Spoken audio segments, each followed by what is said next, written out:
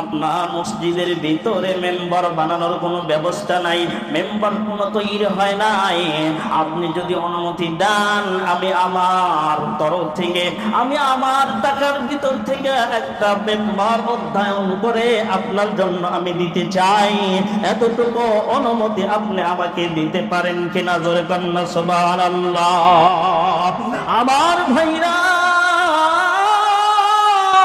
আমার আপনার নবী বিশ্ব নবী আখির জামানার পয়গম্বর মহিলাকে অনুমতি দিলেন, নিষেধ নাই, নিষেধ নাই। তুমি সুন্দর করে একটা মেম্বার তৈরি করিয়া দাও। এ মুসলমান ভাইরা,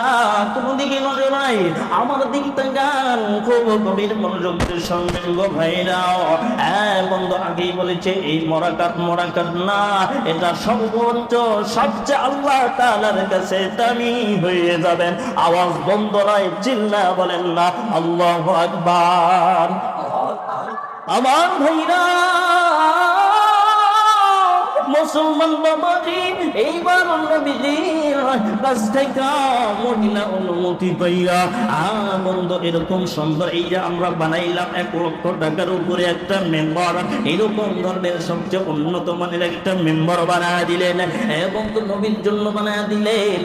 আমার নবীর মসজিদের মধ্যে এই মেম্বারটা পৌঁছাইয়া দিয়েছেন। হে বন্ধু, এইবার আমার বন্ধুগণ, আমার ভাইরা, মসজিদের মধ্যে এমন একটা সুন্দর যখন মেহরাব মেম্বারটা হয়ে গেল, মেম্বার তৈরি হয়েছে, আমার আপনার নবী আখির জামানার পয়গম্বর বন্ধু মসজিদ নববীর ভিতরে ঢুকা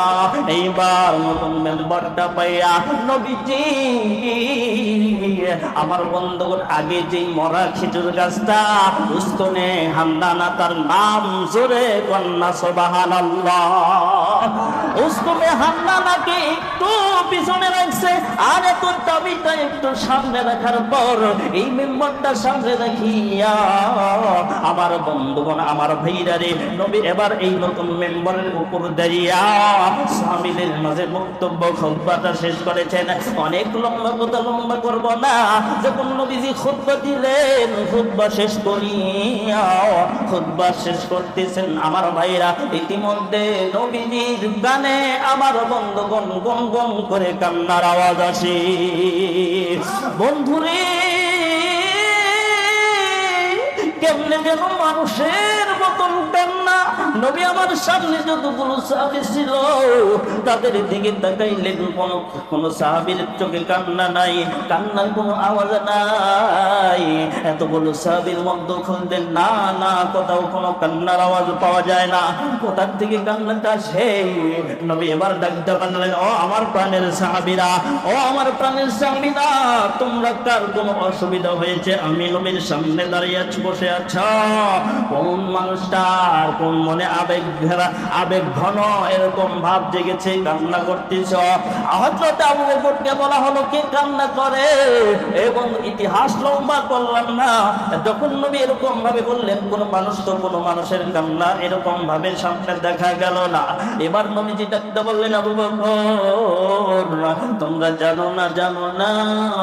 আমি নবী, আমার কানের মধ্যে এমন মানুষের কান্নার আওয়াজ আসে, তোমরা একটু খেয়াল করে দেখো, শুনতে পাও কিনা? জবান বন্ধ নাই, চিল্লা বলেন আল্লাহু আকবার। আমার ভাইরা রে, ও আমার মুজফফরের পুলিশের বাপ ভাইরা, কোন মানুষ যখন কোন কান্নার আওয়াজ পায় না, আবু বকর বললেন, হুজুর কান্নার আওয়াজ তো একটু করে কানের মধ্যে স্পষ্ট করে পাই, আপনি যেমন কান্নার আওয়াজ শুনছেন না। আবু বকর বললেন, নবী স্যাম, আমার কানের মধ্যে ওরকম কান্নার আওয়াজ আসতেছে। এ বন্ধু, অনেক লম্বা সংক্ষেপে করে দিলাম। নবী আমার এদিক ওদিক তাকায়, কোথাও কোনো মানুষ পায় না। এবার পিছন দিকে একটু খেয়াল করে দেখেন, এটা কোনো মানুষের কান্না না, এই যে উস্তনে হান্নানা খেজুর, মরা খেজুর গাছের ভিতর থেকে মানুষের কান্না। জোরে কন্যা সুবহানাল্লাহ। এই বন্ধু একটুখানি না সাল দিলে বলতে পারে পারবেন দুনিয়ার যতগুলো গাছ আছে খেজুর গাছের আমার বন্ধুগণ দেখেন মানুষের মতন আল্লাহ রসুল বলেছেন খেজুর গাছটা হলো মানুষের মতন সুবহানাল্লাহ বলেন খেজুর গাছ হলো মানুষের মতন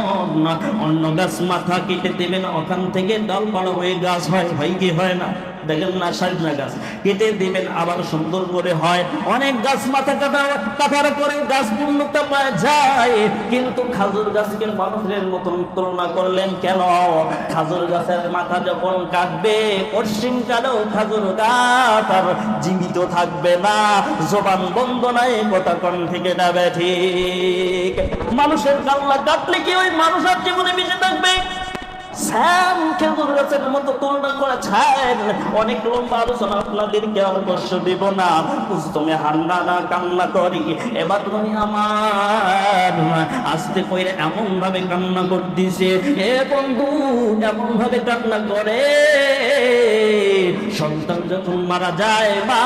যেমন কান্না করে অথবা মা যখন মারা যায় সন্তান যেমন কান্না করে এ বন্ধু কান্নার অনেক ধরন আছে আপনি ব্যথা পাবেন হাতে হাতেই কষ্ট লাগবে আপনি পিঠে ব্যথা পাবেন পিঠে কষ্ট লাগবে পায়ে ব্যথা পাইলে পায়ে কষ্ট লাগবে কিন্তু নবীর প্রেমিক যারা আশিক যারা যখন কষ্ট পায় ডাইরেক্টলি মনে আর রুহের ভিতরে বন্ধ নাই কথা কোন ঠিক না বেঠি আমার ভাইরা উস্তমে হান্দানা মানুষের মতন কান্না করে আরো কান্না বেড়ে যায় নবী বললেন কেন তুমি কান্না করো আরো কান্নাটা বেড়ে গেল নবী আমার হাত দিয়ে উস্তমে হান্দানার মরা খেজুর গাছটা বুকের মধ্যে জড়ায় ধরলেন জড়ায় ধরার পর বলেন তুমি কেন কান্না করো এইবার উস্তমে হান্দানা খেজুর গাছ দেখতে বললেন নবী গো আমি এই জন্য কান্না করতেছি আপনার মসজিদের ভিতরে একটা সুন্দর মেম্বার হয়েছে আমি আপনার পিঠ মোবারক আমার সঙ্গে লাগাইয়া আপনি বক্তব্য দিয়েছেন খুতবা করেছেন আজ থেকে আপনি তো মেম্বার নতুন মেম্বারে পয়সা দাঁড়ায়া খুতবা দিবেন এই আবেগ নিয়ে আমি কান্দি আল্লাহ নবী বলেন ও উস্তমে হান্নানা আমি তোমাকে প্রশ্ন করি তুমি এই কান্না বন্ধ করো উস্তমে হান্নানা কোনো কান্না বন্ধ হয় না মারহাবা বলেন আল্লাহর নবী বলেন ও উস্তমে হান্নানা তোমাকে আমি আল্লাহর কাছে দোয়া কইরা কিয়ামত পর্যন্ত হায়াত দেব তবু খেজুর গাছের কান্না থামে না দ্বিতীয় নাম্বার বললেন ও হান্নানা আমি আল্লাহর কাছে দোয়া কইরা মৌসুমের ফল মৌসুমে না তুমি খেজুর গাছ সারা জীবন তোমার কাছে খেজুর লাগবে অভাব হবে না সুবহানাল্লাহ বলেন তবু খেজুর গাছ কান্না বন্ধ করে না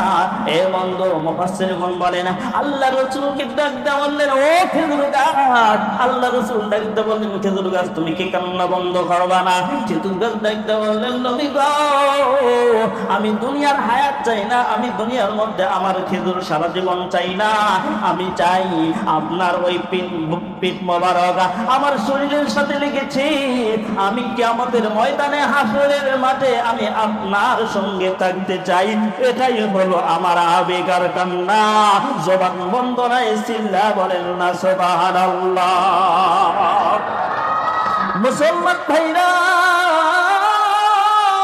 কিতাবের লিখন লিখে মুফাসসিরগণ বলেছেন এই খেজুর গাছকে মানুষের মতন কইরা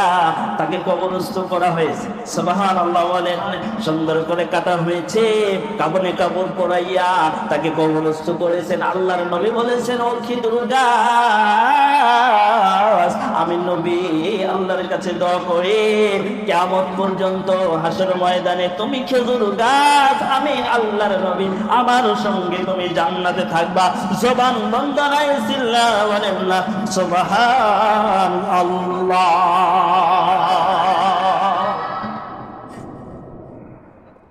কি কষ্ট হলো খারাপ লাগলো তো উস্তমে হান্নানা এই খেজুর গাছটা বড় দামি হয়ে গেছে রাসূলুল্লাহ সাল্লাল্লাহু আলাইহি ওয়াসাল্লামের পিঠ মোবারক রাখি সুবহানাল্লাহ বলে তো ভাই এই যে কান্নাটা মা যেরকম সন্তান হারায় গেলে যেরকম কান্দে